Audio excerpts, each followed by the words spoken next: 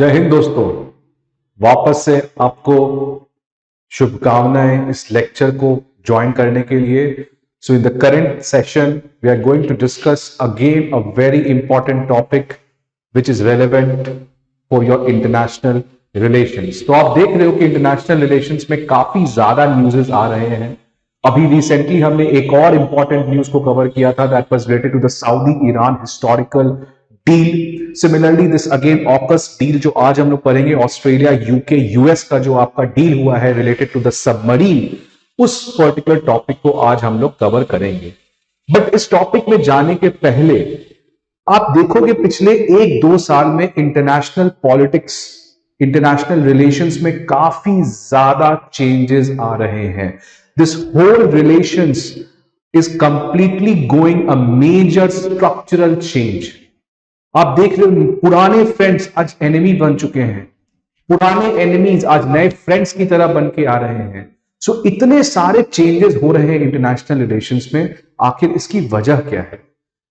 सो आज हम लोग इस ऑकस डील को समझने के पहले उस स्ट्रक्चरल बुनियादी चीज को समझेंगे जो कि इन सारे चेंजेस को ड्राइव कर रहा है। Because if you analyze that structural shift which we are seeing in terms of international relations, then you can understand that why such kind of agreements are happening, why Saudi-Iran deal has happened, or why AUKUS deal has happened, why quadrilateral grouping has been formed. तो ये सब चीजों जो हो रही हैं, इसका कुछ मुख्य कारण है। तो before going and starting with this topic, let me give you a brief synopsis about what we are facing at international level. So if we have to discuss about international relations, तो इसमें कुछ important चीज है जो हमें समझना पड़ेगा कि current state of international politics है क्या, आज किस दौर से हम लोग गुजर रहे हैं। जब तक आप उस चीज को समझोगे नहीं, तब तक आप समझ नहीं सकते हो कि यह डील हुआ ही क्यों है। तो सबसे पहला जो इंपॉर्टेंट फेनोमेना आज देखने को मिल रहा है is the move towards a multipolar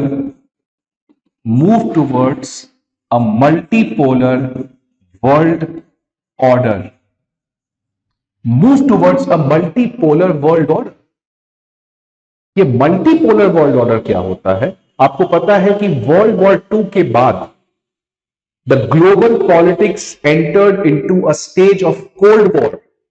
और कोल्ड वॉर क्या था? बाइपोलर वर्ल्ड ऑर्डर था। That means there were two poles of power.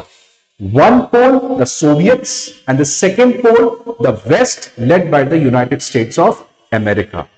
उसके बाद जब 1991 में सोवियत यूनियन कोलैप्स हुआ, then the global politics entered into a unipolar world order. That means US की हेजेमनी का मतलब एक प्रीपोंडरेंट पावर, बहुत ज्यादा पावर। सो यूएस की हेजेमनी 1991 के बाद एस्टैब्लिश हो चुकी थी। लेकिन ग्रेजुअली अगर आज आप देखोगे तो आज यूएस की जो हेजेमनी है वो काफी ज्यादा डिक्लाइन हुई है। नॉट बिकॉज कि यूएस की इकोनॉमी कमजोर हुई है, बिकॉज अदर कंट्रीज की इकोनॉमी काफी तेज रेट से बढ़ी है। For example India, for example China. तो ये सारे नए नए प्लेयर, जो ब्राजील, ये सारे नए प्लेयर्स आ रहे हैं। एंड दैट्स व्हाई अभी का जो दौर है इंटरनेशनल पॉलिटिक्स का, that is moving towards a multipolar world order. अब ये तो अच्छी बात है, पावर का डिसेंट्रलाइजेशन हो रहा है, पावर का डेमोक्रेटाइजेशन हो रहा है। हम लोग हेजेमनी से निकल के एक मल्टीपोलर वर्ल्ड ऑर्डर की तरफ बढ़ रहे हैं, where power is distributed among many players. So that's a very great thing. But the problem with this kind of mechanism or this kind of world order is that if multipolar world order, if it is not based on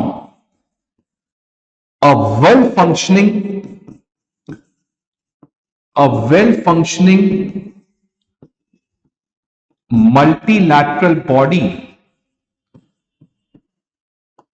then it will lead to chaos. So multipolar से कोई problem नहीं है, यह अच्छी बात है। Problem कब होता है? जब हमारे पास एक वेल फंक्शनिंग मल्टीलैटरल इंस्टीट्यूशंस नहीं है। For example United nation.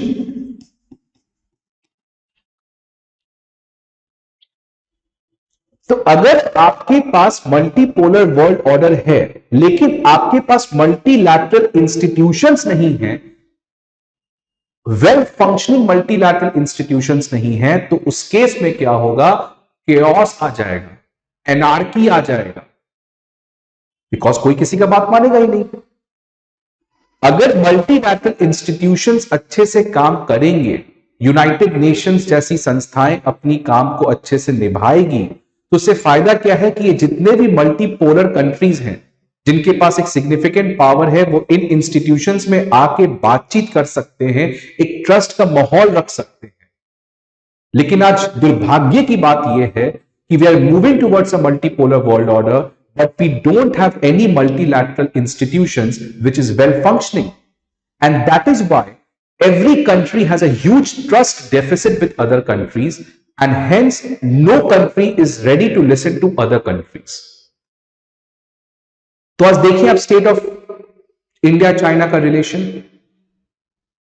Iran में आपको न्यूक्लियर एनरिचमेंट काफी ज्यादा बढ़ रहा है। सो यही प्रॉब्लम होता है कि मल्टीपोलर वर्ल्ड ऑर्डर में हमारे पास आज इफेक्टिव मल्टीलैटरल इंस्टीट्यूशंस नहीं है जो कि एक बातचीत का माध्यम बन सके, जिससे कंट्रीज के बीच में ट्रस्ट पैदा हो सके, and that's when the world will be very safe and piece can be ensured. But आज प्रॉब्लम क्या हो रहा है कि हमारे पास पहला मल्टीलैटरल इंस्टीट्यूशन नहीं है। सेकेंड, इसके पहले क्या था? यूएस की हेजेमनी थी, ठीक है। मल्टीपोलर वर्ल्ड ऑर्डर के पहले we were living in a unipolar world order which was led by the United States. अब आप देखिए इसका फायदा और नुकसान। यूनिपोलर वर्ल्ड ऑर्डर का मतलब सारा पावर किसी एक पर्सन के पास या एक कंट्री के पास कंसेंट्रेटेड है। इसका फर्स्ट इंपॉर्टेंट डिमेरिट है कि power is highly centralised, power is not democratised. Second demerit यह है कि इसका पावर को मिसयूज भी किया जा सकता है, because you know that power corrupts and absolute power corrupts absolutely. तो यूनिपोलैरिटी के डिमेरिट्स तो हैं, बट यूनिपोलैरिटी के मेरिट्स भी हैं। Let me give you an example. Suppose आज मान लो आप इंडिया में आप प्रेसिडेंट के पास भी पावर दे दो और प्राइम मिनिस्टर के पास भी पावर दे दो, तो डोंट यू एक्सपेक्ट कि अगेन chaos होगा?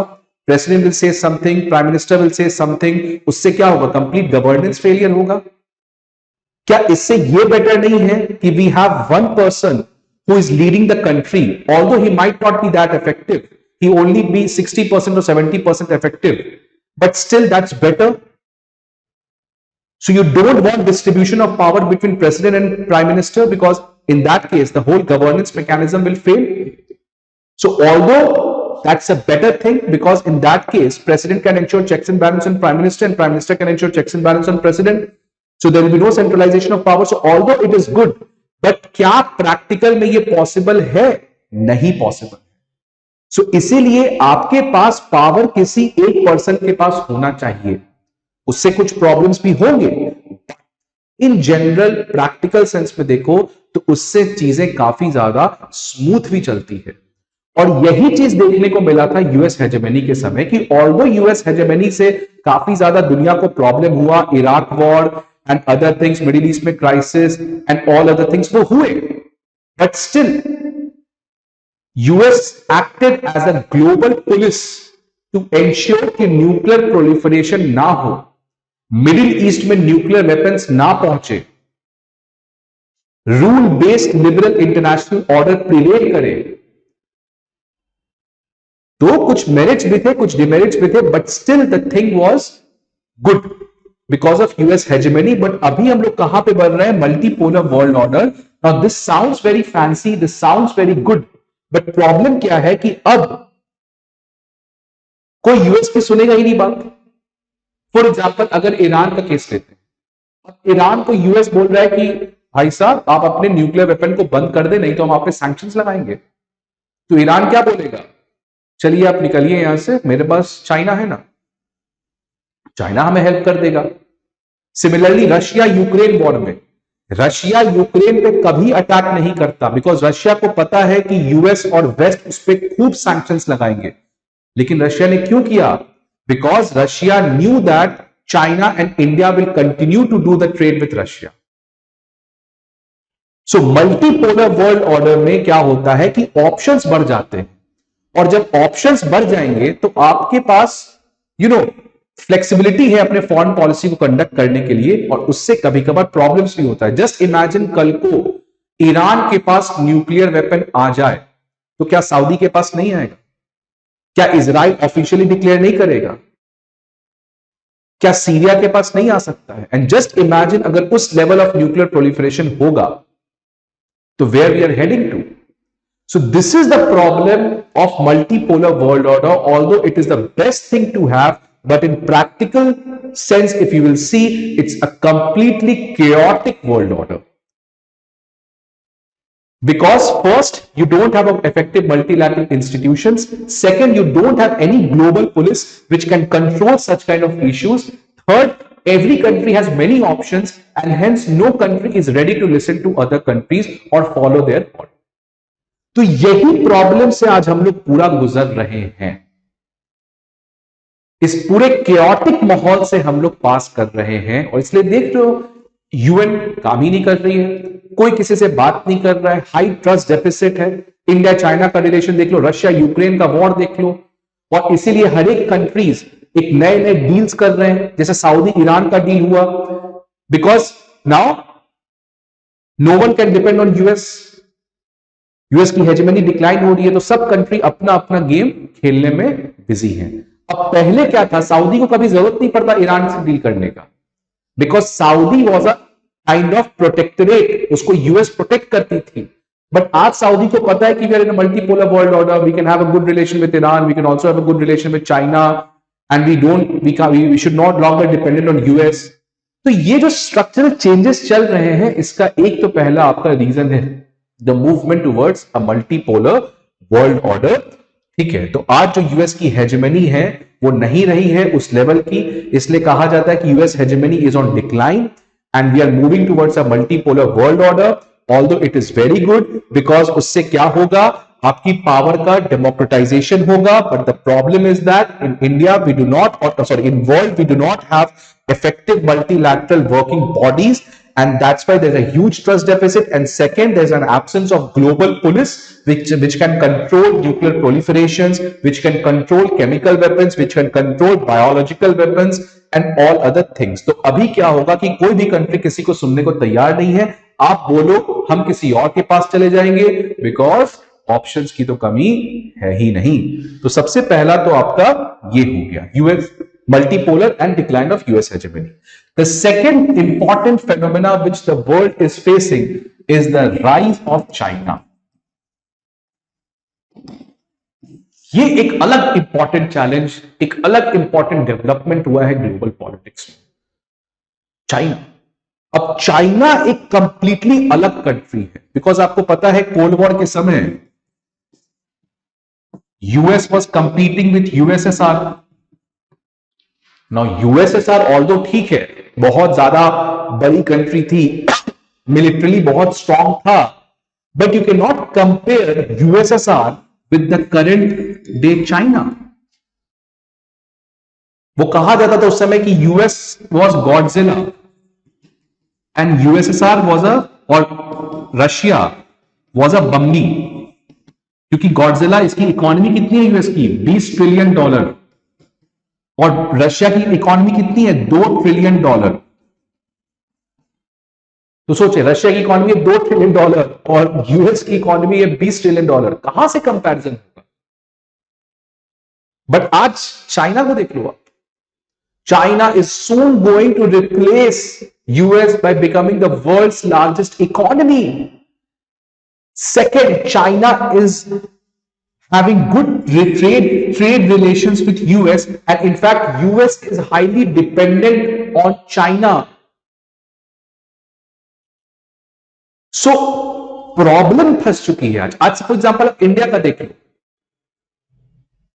इंडिया उस कोल्ड वॉर के समय यूएस और यूएसएसआर था, तो इंडिया को तो किसी से बॉर्डर शेयर नहीं कर रहा था, तो इंडिया को कोई ज्यादा फर्क नहीं पड़ रहा था। बट आज जो नया कॉम्पिटिटर आ चुका है चाइना, वो तो हमारे just sit right next to our border, तो चाइना को टैकल करना एक काफी प्रॉब्लम आ रहा है पूरे world level. How to deal with this dragon, कैसे इसको मैनेज करें? तो इसीलिए सारे कंट्रीज बौखला गए हैं और नए नए टूल्स को अपना रहे हैं। क्वाड, ऑकस, ये France, Australia, India, trilaterals and other things. तो ये सब चीजें अब देखने को मिल रही है, राइट? सो चाइना का चैलेंज एक ऐसा चैलेंज बन के आया है which is very very different from what kind of challenges we have seen in the recent or in the past, right?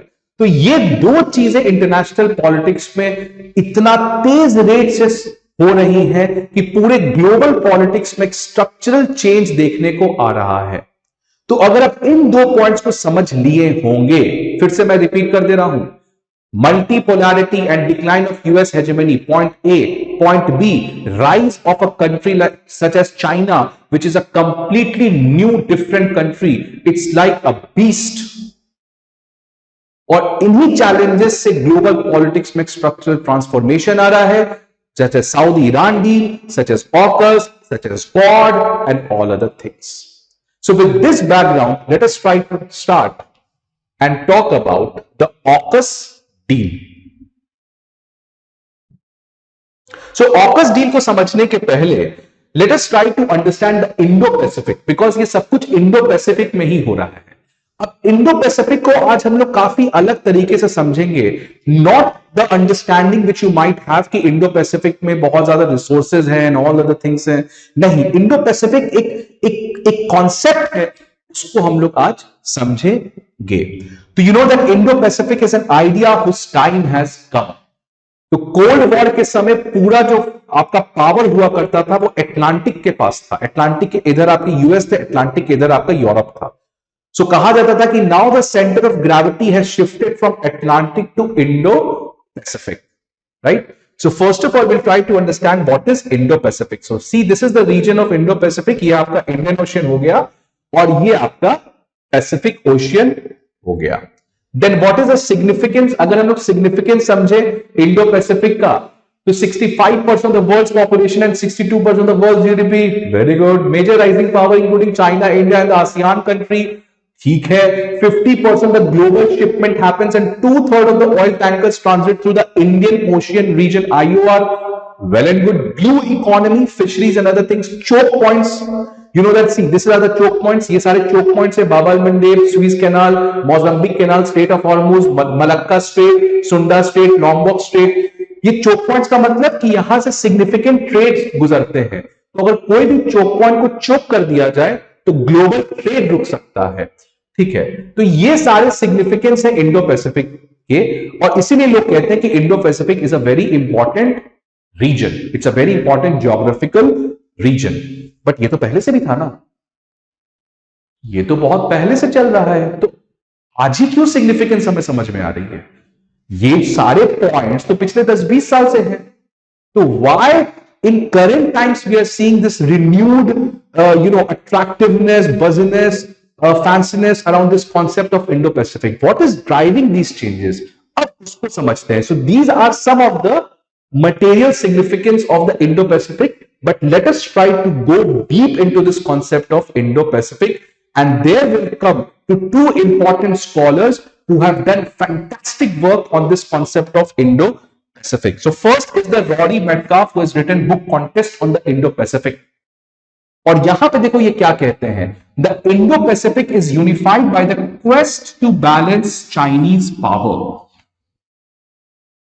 It is a theatre of balance of power politics. तो अब पहले आप समझ लो, अब देखो है कि कोल्ड वॉर के समय यूएस को किससे कंपीट करना था? यूएसएसआर। ठीक है, ओके। तो यूएसएसआर का सबसे इंपॉर्टेंट कंट्री कौन था? रशिया।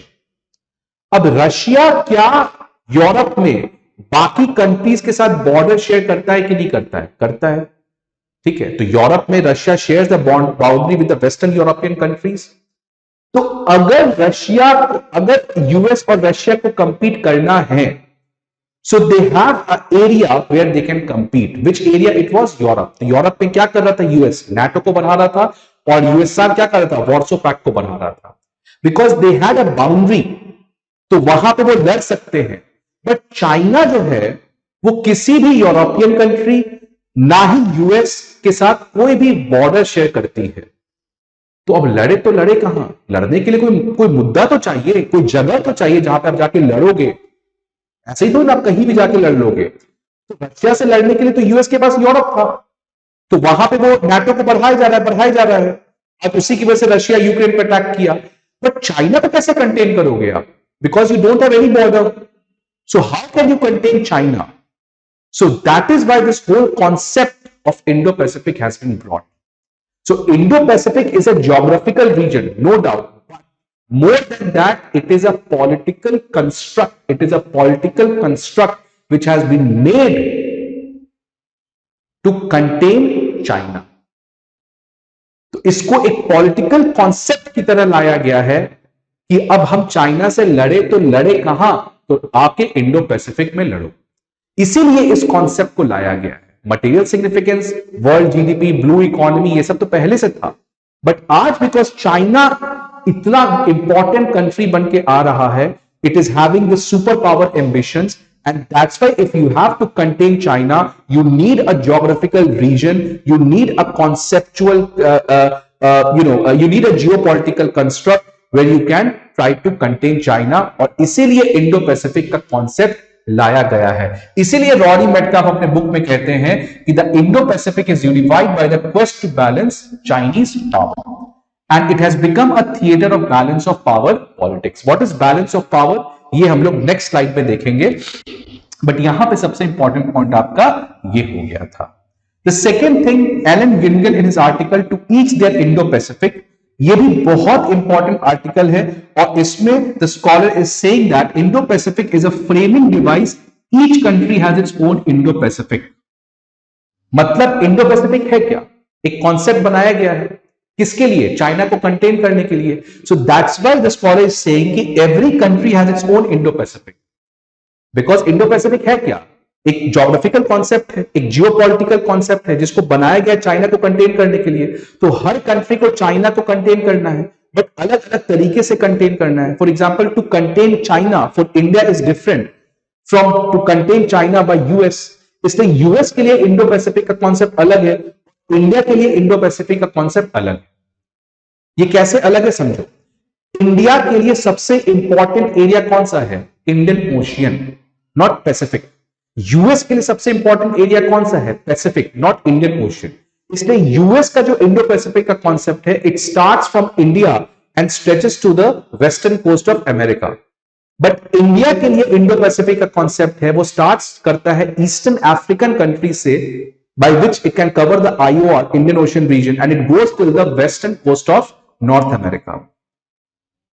तो that's what I'm trying to say कि इंडो पैसिफिक का दो मतलब है, आप समझना। एक तो जो मटेरियल सिग्निफिकेंस है वो तो ठीक है, बट जो रियल सिग्निफिकेंस है, it is a geopolitical construct which has been especially made to do what? To contain China.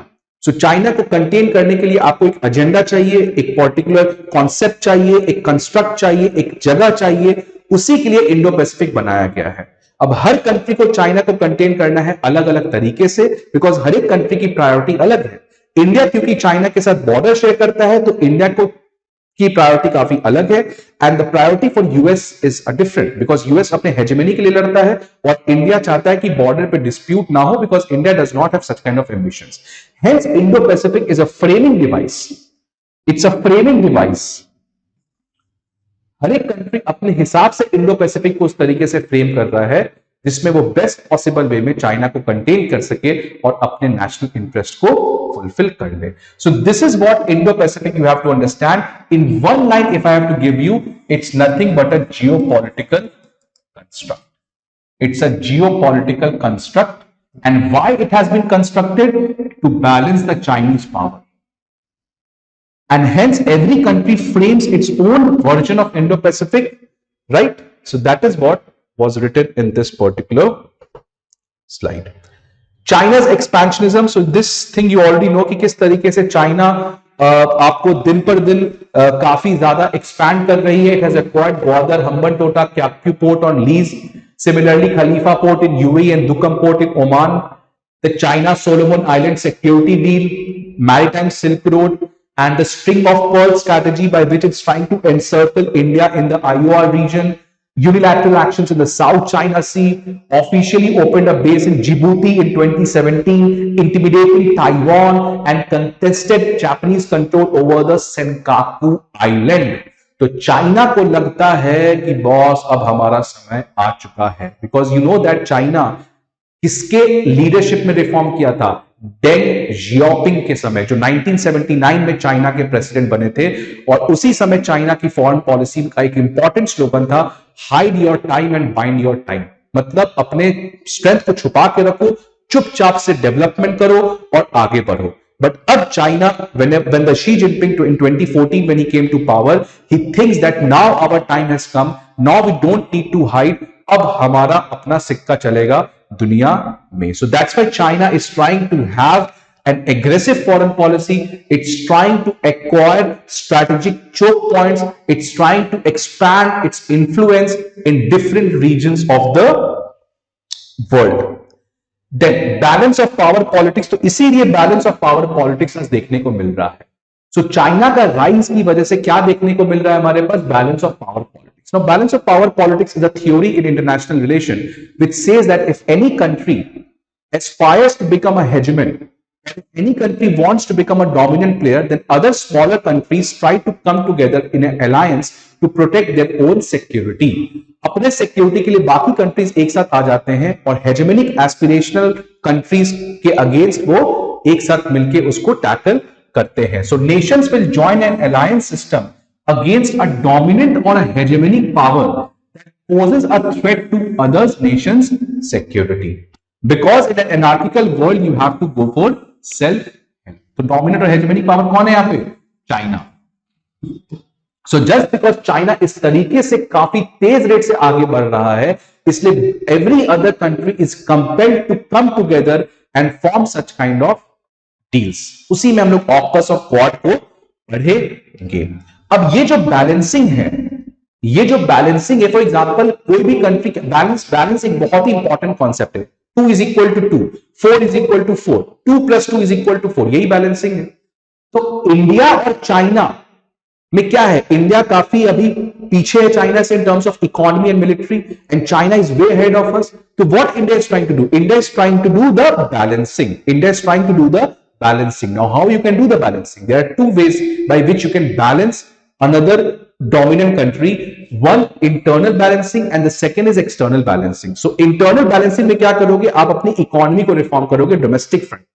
For example India ने आत्मनिर्भर भारत लाया, इंडिया ने PLI स्कीम लाया, इंडिया ने मेक इन इंडिया स्कीम लाया. तो ये सब है क्या? ये है internal balancing. India is trying to go for the domestic reform. Similarly America ने मेक इन अमेरिका लाया है. अमेरिका ने भी तो लाया ना मेक इन अमेरिका. तो वो कहना क्या चाह रहा है कि भाई चाइना से कंपनी निकालो और यहां पे कंपनी बनाओ. So every country is trying to bridge that economic gap vis-a-vis the China. And the second important way of balancing is the external balancing. So external balancing में क्या करते हो? You try to bring other countries. For example, Quad. Quad क्या external balancing है कि India, US, Japan, Australia, ये चारों country मिलके अपनी मिलिट्री के स्ट्रेंथ को कंबाइन कर रहे हैं so that they can effectively balance whom the dominant or the hegemonic power, which is none other than the China. So that's why every country is trying to balance whom? China. Okay, and that's why the country is going for internal balancing and the external balancing. Now, अब Indo Pacific is a construct, हमने बात कर रखा है, तो Indo Pacific के लिए India, what is India is trying to do, so India is trying to use that construct. So Indo Pacific India के लिए कैसे फायदेमंद है? देखो, सबसे पहला पॉइंट देखो, इंडिया को अपना कॉन्टिनेंटल डिलेमा को ठीक करना है। आप एक बात समझे कि इंडिया में, अगर आप इंडिया का बॉर्डर देखेंगे तो एक तरफ पाकिस्तान है, एक तरफ चाइना है, अब अफगानिस्तान में तालिबान आ चुका है, सेंट्रल एशिया में भी चाइना की इन्फ्लुएंस बढ़ चुकी है। तो इंडिया का जो कॉन्टिनेंटल प्रॉब्लम है वो बहुत बड़ा है, उसको इंडिया कभी भी सॉल्व नहीं कर सकती है, और चाइना हमेशा हमें बॉर्डर पे प्रोवोक करते रहेगा। तो कैसे हम बचे उससे? तो अब इंडिया ने सोचा कि why don't we solve our continental dilemma by offering or by going with maritime solutions. Maritime solutions मतलब अगर चाइना हमें बॉर्डर पे प्रोवोक करेगा तो हम उसको साउथ चाइना सी में प्रोवोक करेंगे। So that's why India in recent times has shifted its energy more in the maritime domain, because India has understood that continental dilemma को resolve करना it's quite difficult. What maximum we can do is, or what effectively we can do is, that how we can provoke China in its disputed area, that is the South China Sea. And that's why India is trying to use this geopolitical construct which has been basically made by the West for its own interest. And what is India's interest in going with this Indo-Pacific construct is that first, India can effectively manage its continental dilemma, and जो China एक तरीके से सलामी slicing strategy follow करता है, सलामी slicing strategy का मतलब धीरे धीरे टुकड़ों में वो एरिया ले लो। For example, if you have to acquire 100 kilometre square of area, but you can not do at one go, so you acquire it 10 kilometre square आज कर ले, 10 किलोमीटर स्क्वायर एक साल बाद कर ले, तो इसको कहते हैं सलामी स्लाइसिंग स्ट्रैटेजी।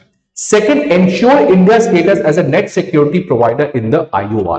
तो इंडिया पता है कि आपको, India is a net security provider in the Indian ocean. Net security provider का मतलब कि इंडिया इज बेसिकली एंश्योर्स कि इस पूरे एरिया में सिक्योरिटी और स्टेबिलिटी बना रहे, and India has traditionally been doing this thing. But आज चाइना का जो इन्फ्लुएंस है इस पूरे इंडियन ओशन रीजन में वो काफी ज्यादा बढ़ा है, and China is replacing India by becoming a new net security provider in that region.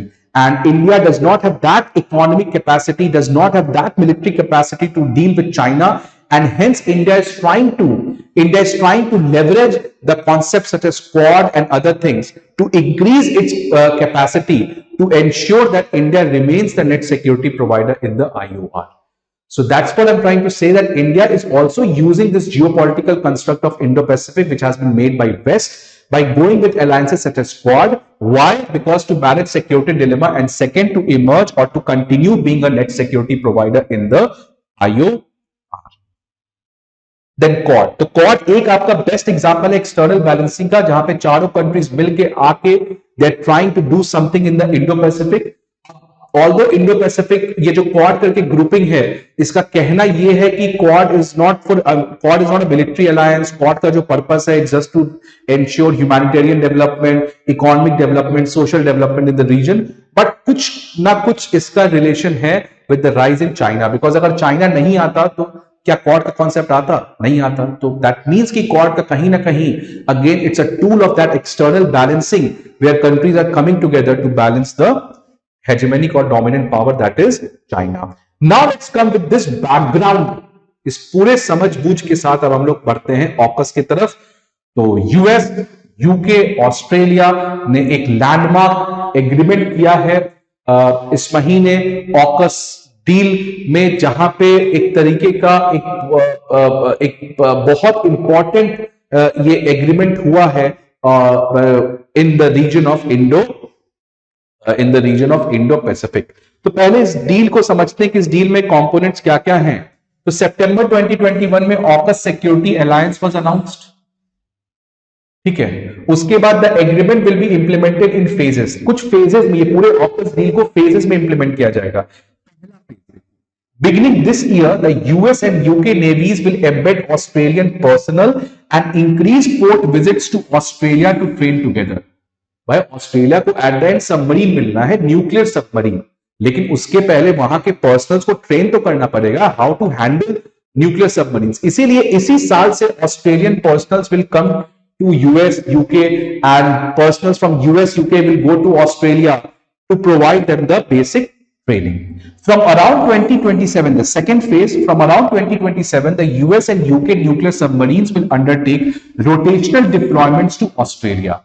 Because अभी तक ये सबमरीन मिलेगा कब ऑस्ट्रेलिया को? ये 2030 के बाद, 2030 के बाद, बिकॉज सबमरीन बनाना कोई खिलौना बनाना नहीं है, it's a very difficult job and hence you need time, you need the, अब यूएस को क्या करना पड़ेगा, यूएस कांग्रेस से अप्रूवल लेना पड़ेगा, so US Congress will have to allow and then US can go with ahead with this agreement. इसमें काफी टाइम लगेगा.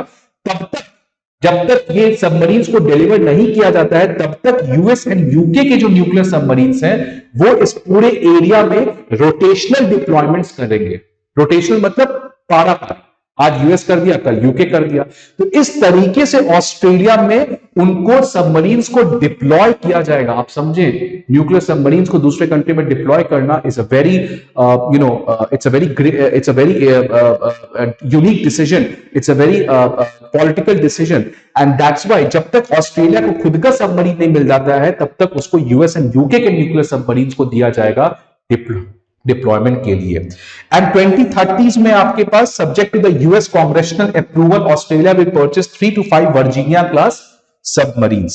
ठीक है, सो 2030 के बाद ही आपको अब सबमरीन मिलेगा. So this was the third stage. Let's come to the fourth stage.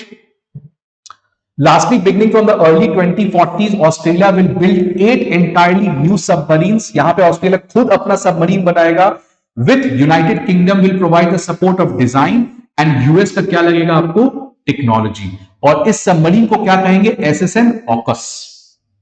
And this will be operated by Australia and the United Kingdom.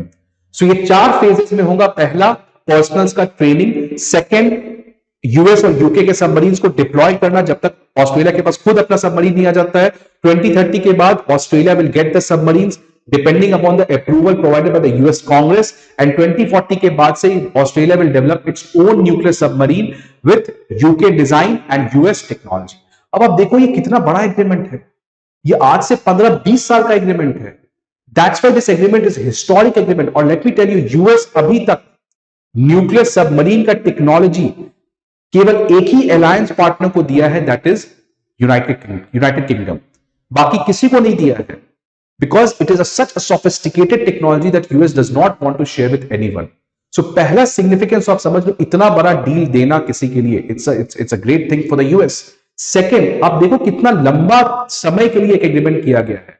That means it is a long term plan led by US to balance China, because you know everyone says that China has become, in fact, a basic thing for us. मतलब China इतना ज्यादा नाम सुन के एक तरीके का life का एक एसेंशियल पार्ट बन गया है.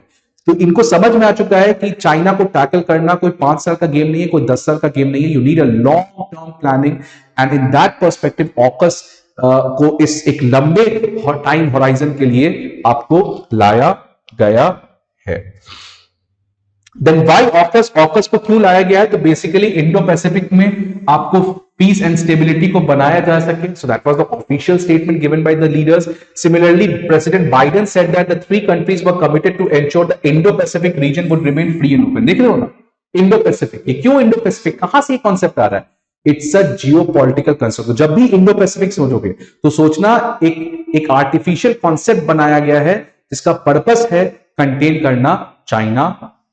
ठीक है. सिमिलरली आपके पास जो मिस्टर सुनक है, उन्होंने कहा है रशिया's illegal invasion of Ukraine, China's growing assertiveness and destabilizing behavior of Iran and North Korea all three create a threat to the world order. तो ये सब चीजें बस फ्लावरी लैंग्वेजेस हैं. ठीक है, ऊपर से होता है ना कि आप जमीन खोद दो, फिर कुछ भर दो, पार्क बना दो और नीचे आप कुछ ड्रग्स छुपा दो और उसके ऊपर आप एक पार्क बना दो. तो वही हो रहा है कि मतलब नीचे की सच्चाई कुछ और है. So if you decipher all this, if you deconstruct all these words, then there's only one thing, that China thinks its time has come, and that's why China will be expanding its footprint in the near term, and hence these countries are coming together, going for external balancing in order to stop China from becoming a hegemonic power at the world stage. So geopolitics अगर देखें क्या क्या countries के क्या क्या motivations थे, तो US का क्या मोटिवेशन है इस पूरे ऑकस डील में, अपना हेजेमोनिक स्टेटस बना के रखना. साथ ही साथ आपको पता है कि अभी चाइना रशिया का जो नो लिमिट्स फ्रेंडशिप हुआ है, so that's also again a very important thing कि आपको पता है इस तरीके से जो रशिया यूक्रेन वॉर हुआ है उसमें चाइना और रशिया के रिलेशंस काफी बढ़े हैं, and that's why US has realized that now it does not only have to deal with China but it also has to deal with Russia, and hence these countries have come together. तो एक timing बहुत special है because अभी आप देख रहे हो ये वॉर चल रहा है, उसी के समय ऑकस डील को लाया गया है. That shows that US is considering this whole thing very important. Similarly, it will bind Australia in a long-term relationship to Britain and the United States. UK के लिए क्या है? Anglosphere is likely to acquire some gravitas in the British foreign policy. अब आपको पता है कि UK पहले यूरोपियन यूनियन का पार्ट था और जब से ब्रेक्सिट हुआ है तब से यूके ब्रेक्सिट क्यों किया है? बिकॉज यूके को लगता है कि यूके क्या रह चुका है? हेजेमनिक पावर रह चुका है. Before the second world war we were living in a world of Pax Britannica, मतलब यूके का एक वर्ल्ड हेजेमनी था. बट अब यूके को लगता है कि बहुत साल अब यूरोप यूनियन में रह के अपने एम्बिशंस को काफी दबा दिए हैं. तो अब UK wants to play an active role in foreign policy, and that's why it has come out of that European Union, and now it wants to take an independent decisive role in international politics. और इसीलिए एंग्लोस्फेयर क्या होता है? It's basically a community of English speaking country. तो UK is trying to get close to all those former colonial countries because वहां पे अभी भी यूके का काफी ज्यादा रिलेशनशिप है. तो यूके अपना खुद एक चाहता है कि जो सेकेंड वर्ल्ड वॉर के बाद वो केवल यूरोप यूनियन के अंदर रह गया था, अब वो अपना एक इंडिपेंडेंट रोल चाहता है वर्ल्ड लेवल में by creating a community of English speaking countries जिसको एंग्लोस्फेयर कहते हैं. And this was said by C Raja Mohan who writes in Indian Express and Foreign Policy. Similarly Australia के लिए क्या है? ऑस्ट्रेलिया आपको पता है कि Australia has a good relationship with China, but अभी recent times में ऑस्ट्रेलिया और चाइना का रिलेशंस काफी डेटोरिएट किया गया है. चाइना का जो मिलिट्री एक्सपेंशनिज्म है इस पूरे एरिया में, एंड साथ ही साथ जो चाइना का कोर्सिव बिहेवियर रहा है ऑस्ट्रेलिया के और इंटरनल पॉलिटिक्स में मेडलिंग करना, and that's why Australia has understood that now it has to stand up for its own interest, and that's why Australia is also trying to go with this particular thing, right? Then China's reaction. China ने क्या कहा है? China का reaction obvious सी बात है, China खुश थोड़ी ना होगा. So China Beijing has strongly criticised the significant naval deal और कहा है कि it is like walking further and further down the path of error and danger. Similarly, it has accused the Western allies for setting back nuclear non-proliferation efforts. ठीक है, तो काफी ज्यादा strong reaction आया है बीजिंग से, और बीजिंग कह रहा है कि भाई ये जो आप कहते हो, आप ये कर क्या रहे हो? आप न्यूक्लियर टेक्नोलॉजी को शेयर कर रहे हो.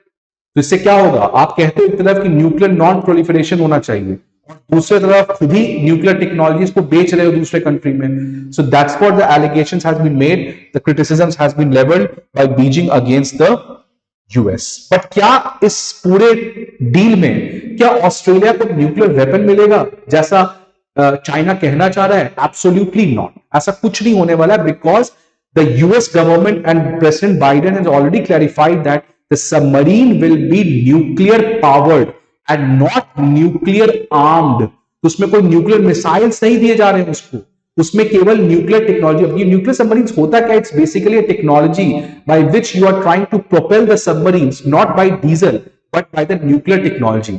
तो न्यूक्लियर एनर्जी से आप उसको सबमरीन्स को चला रहे हो, तो उससे फायदा क्या होता है कि एक तो सबमरीन्स बहुत डेप्थ पे चल सकता है और साथ ही साथ सबमरीन को पानी के ऊपर नहीं आना पड़ता है बीच बीच में, वो बहुत देर तक पानी के अंदर रह के ही वो ट्रैवल कर सकता है लॉन्ग डिस्टेंस में. सो यही प्रेसिडेंट बाइडेन का कहना है कि this is only nuclear powered and it is not nuclear armed. And similarly President Biden has also said that the deal would not jeopardise Australia's commitment to being a nuclear free country. ठीक है, so positive impact in India. अगर मैं India के ऊपर देखूं इस पूरे AUKUS deal का पॉजिटिव इंपैक्ट, तो सबसे पहला जो पॉलिटिकल रिजॉल्व इन वॉशिंगटन है, बिकॉज सब लोग यही कह रहा था ना कि आप चाइना के अगेंस्ट इतना कुछ कहते हो यूएस, करते क्यों नहीं हो? सो यूएस की क्रेडिबिलिटी के ऊपर क्वेश्चन हो रहा था कि whether US is seriously considering containing China or not.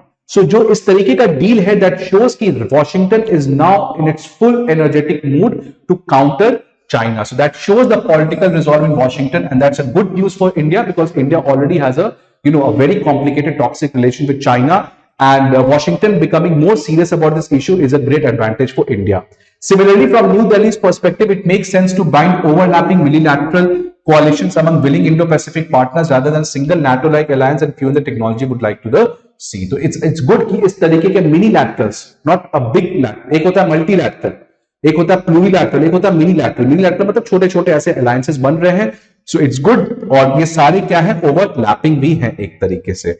Similarly new Delhi also like that the new initiative will bind Australia and Britain. तो न्यू दिल्ली इज हैप्पी कि finally Australia and Britain has also become serious in ensuring this whole region remains, this whole region remains free and open. There is no unipolar country which is dominating in this particular country. So finally, Australia and Britain has also become serious about this issue, and they're ready to act in Indo-Pacific. Similarly, आपको पता है कि जो France है, France क्या कर रहा है कि France is trying to help Brazil build a nuclear powered submarine. So France क्या कर रहा है, ब्राजील को हेल्प पहुंचा रहा है न्यूक्लियर पावर्ड सबमरीन्स को लेके. अब यूएस क्या है कि US has always been very reluctant to share its nuclear technology with any country, but क्योंकि अब यूएस ने शेयर किया है किसी कंट्री के साथ और फ्रांस ऑलरेडी ब्राजील के साथ कर रहा था, तो now France will use this opportunity to come to India and help India build its own nuclear enabled submarines, right? So unlike US, which is reluctant to share nuclear submarine technologies, France has an agreement to help Brazil build a nuclear powered submarine. Hopes for an Indo-French agreement on nuclear attack submarines will surely rise now.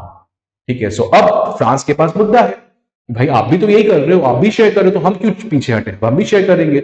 सो उससे India को फायदा है. Now France can do this with India. Similarly fifth point is that Quad can maintain its broad agenda. अब आपको पता है कि Quad जो है, it's also grouping in which India is a part. अब इंडिया के लिए Quad is not to contain China. If you will listen to S Jaishankar statement, so S Jaishankar ने क्या कहा है, Quad is not against something, Quad is for something. किसी चीज के लिए है. किस चीज के लिए है? To ensure that this region remains free and open, to ensure कि यहां पे किसी तरीका का ह्यूमैनिटेरियन थ्रेट ना हो, डिजास्टर के अगेंस्ट रेजिलियंस को इंश्योर किया जा सकता है, इकोनॉमिक डेवलपमेंट को इंश्योर किया जा सकता है, ब्लू इकोनॉमी को लीड किया जा सकता है. तो India has always tried to participate in Quad, not in terms of any strategic or in a military sense, but India is trying to leverage this whole concept of quad to deliver on social and economic objectives where China is expanding its influence day by day. तो क्योंकि AUKUS एक तरीके का military kind of alliance है, because वहां पे nuclear technology and other things are kind of being shared. So अब क्या है कि Quad को उन चीजों से छुटकारा मिल चुका है. Quad अपना जो real core objective है, that is to deliver on the social and economic goods, वो कर सकता है, and AUKUS can continue with its own military वाला aspect. So that's why India can ensure that Quad can maintain its broad agenda, that is vaccine distribution, climate change, technology, resilient supply chain, right?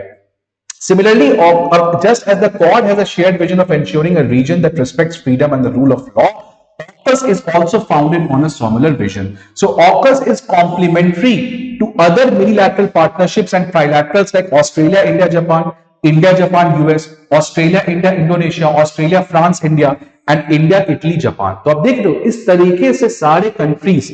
अब देखो होता क्या है, ये जैसे Australia, France, India है, ये तीनों मिडिल पावर्स हैं. सो ये आपके हो गए मिडिल पावर्स. सो इसी को हम लोग कहते हैं मिडिल पावर कोalitions. सो ऐसे बहुत सारे मिडिल पावर कोalitions यहां पे ऑलरेडी बन चुके हैं, जिनका पर्पस ही है कि इस पूरे एरिया को free and open, secure, peaceful रख सके. और ऑकस क्या है, एक तरीके का, it's a complementary to it. So AUKUS, that's why it's a complementary to many trilaterals in which India is already a part. So these are the 5-6 major benefits which India has with this particular deal. In general, if you have to summarize, then India is happy that other countries are taking this concept of Indo-Pacific very seriously. They're trying to put their energy in this particular region in order to ensure that such region does not faces any coercive behavior by a aspiring hegemonic power. Then what are the challenges? AUKUS से challenge क्या है India का? तो कुछ लोग कहते हैं कि US has pivoted to AUKUS and US will forget this concept of Quad. तो क्योंकि Quad वॉर तो कुछ हो नहीं रहा था, इसलिए US ने AUKUS की तरफ गया. तो अब US क्या करेगा, AUKUS को, Quad को भूल जाएगा और US will try to put more energy in AUKUS. अब ये तो समय ही बताएगा. But if you have to ask me, then I think so कि AUKUS का आप समझे कि AUKUS का जो पर्सपेक्टिव है वो मिलिट्री ज्यादा है, स्ट्रैटेजिकल सेंस में ज्यादा है, और जो क्वाड है उसका वही ऑब्जेक्टिव है, to deliver on the social and economic goods. So I think so US is trying to will try to leverage both these platforms in order to contain the growth of China in this particular region. So I don't think so such kind of allegations or such kind of criticisms are right in any sense. Now why AUKUS? कुछ लोग कहते हैं AUKUS की तरफ बढ़ना क्यों पड़ा quad से?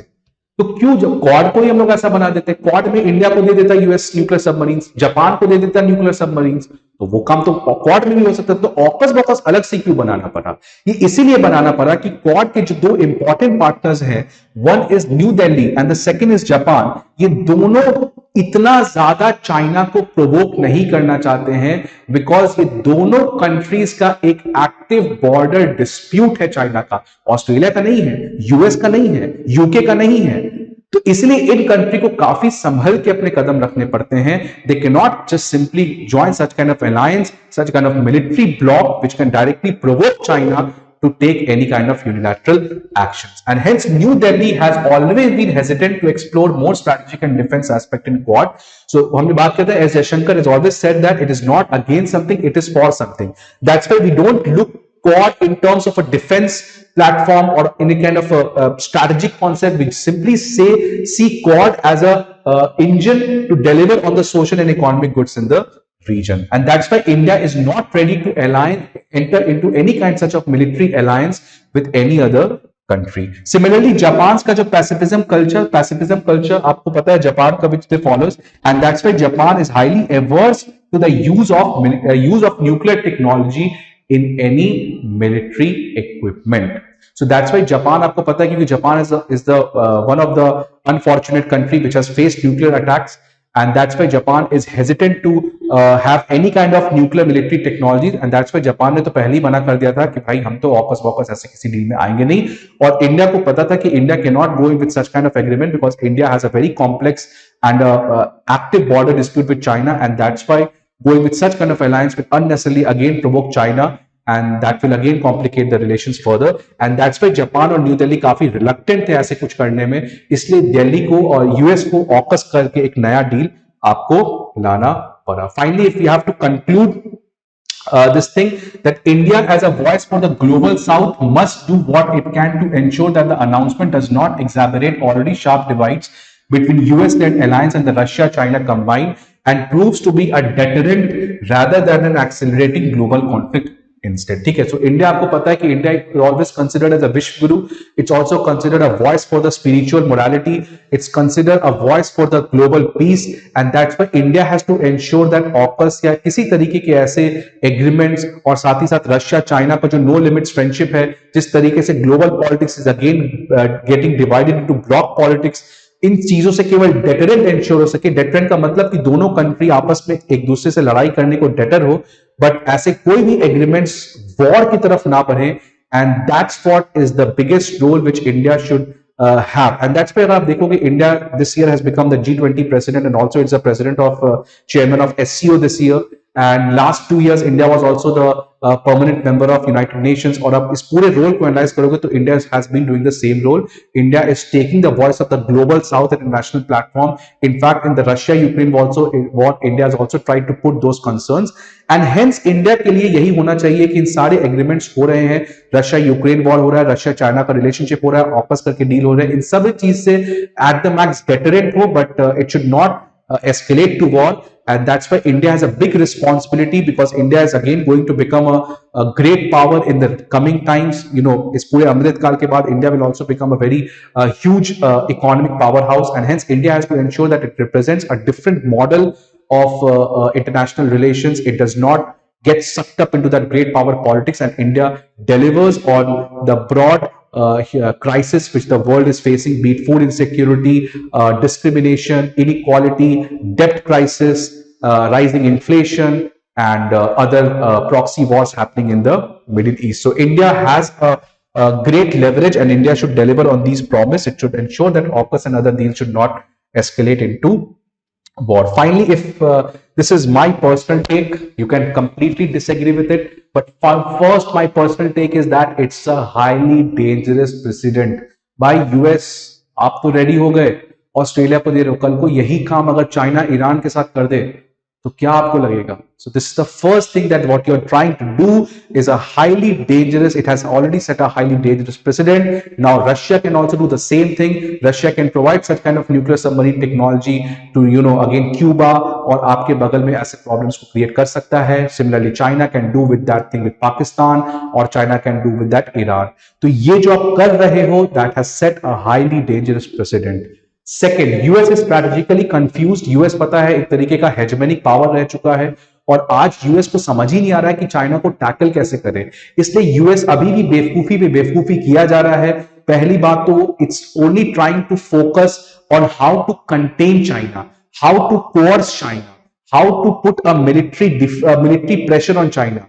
But you are not able to understand that the real game is not geopolitics, but the real game is geoeconomics. China की जो इतनी इकोनॉमिक डेवलपमेंट हुई है, चाइना जो इस तरीके से बाकी कंट्रीज में इन्वेस्ट कर रहा है, अपने पैसे डाल रहा है, पोर्ट्स बना रहा है, रोड्स बना रहा है, रेलवेज बना रहा है, आरसेप करके फ्री ट्रेड एग्रीमेंट्स कर रहा है. तो इस तरीके से आपको समझना चाहिए कि if US is ready to tackle China, then first US has to focus more on the economic partnership with other countries, rather than simply going with such kind of political agreements. And the third is that US should understand that policy of containment. This policy of containment is basically a Cold War concept, jahan pe US started to contain China, contain Russia by going with this NATO expansion. But अब US को समझना चाहिए कि China is not the Russia of Cold War. आप उसको contain नहीं कर सकते हो, आप उसको आइसोलेट नहीं कर सकते हो. आपको अगर सीरियस हो आप इस पूरे चाइना के चैलेंज को टैकल करने के लिए, then try to interact with China, try to ensure that China remains active in the global institutions. You try to improve the global institutions, and then वहां पे आप जाके इन सारे मुद्दे को उठाओ. अगर चाइना कोई डेप्थ ऑफ डिप्लोमेसी कर रही है, तो आपके पास इंटरनेशनल इंस्टीट्यूशंस है, आप वहां पे इस चीज को एक्सपोज करो, ना कि आप पॉलिटिकल इस तरीके के ऑब्जेक्टिव्स और अलायंस में जाओ. बिकॉज द वर्ल्ड, आप देखो इस पूरे रशिया यूक्रेन वॉर में भी, the whole global south has not been supportive of the west. हमने सारे रिजोल्यूशंस को एब्सटेन किया, not only we, South Africa and all other developing countries. Why?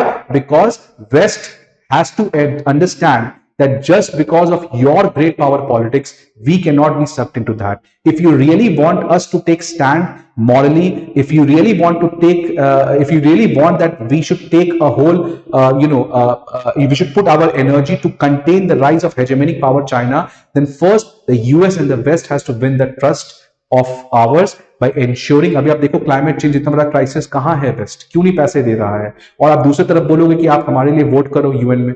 So that's not going to work, and hence this is a danger, strategically confused. And the third is that chances to go with the policy of containment. So this is all about the today's lecture.